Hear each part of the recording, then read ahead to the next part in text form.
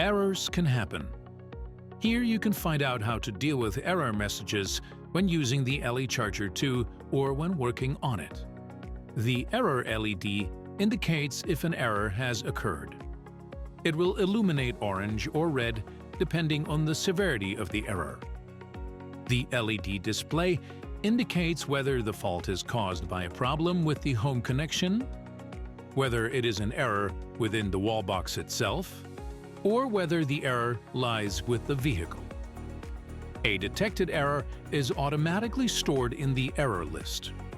The error list can be accessed via the browser-based wallbox configuration. Choose the System Information menu item. For each error, the list shows the error status, the severity of the error, the associated error code, and the timestamp on which the error occurred. The error status indicates whether the error is currently present. If so, it is displayed as active. If the error no longer exists, it is displayed as passive. Please note that the cause of the error may still exist even if the error is passive. The error list also shows the error category.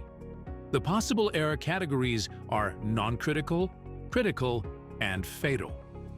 Non-critical errors will still allow charging but may restrict other functions. Usually, the wallbox can resolve these errors internally. Critical errors usually mean that charging is interrupted or no longer possible. The wallbox usually rectifies those faults automatically as well.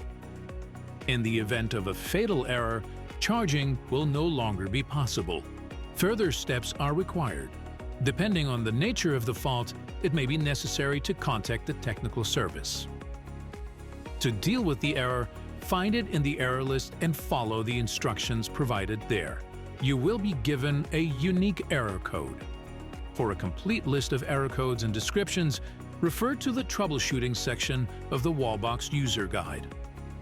If several faults are present, rectify them in order of priority. In the event of a fatal error, it may help to disconnect the charging plug from the car to reset the wallbox. However, in the event of a fatal error, it is usually necessary to reboot the wallbox. If an error persists despite following the troubleshooting instructions closely, the wallbox is usually defective.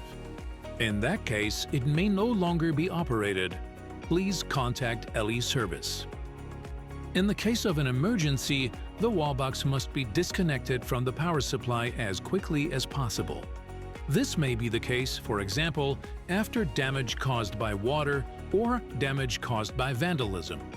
The corresponding emergency measures must only be carried out by a qualified specialist.